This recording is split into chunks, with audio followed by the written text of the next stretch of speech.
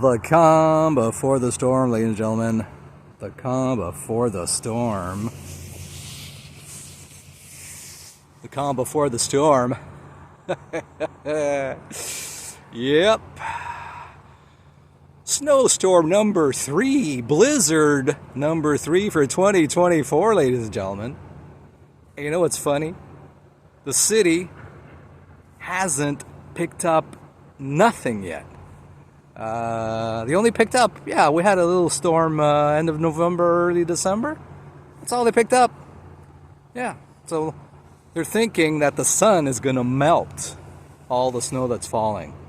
So counting in the next storm, we've got 80 centimeters on the ground, ladies and gentlemen. Yeah, you want to see what 80 centimeters looks like? There, see? That's 80 centimeters. Okay. So, calm before the storm begins at midnight tonight.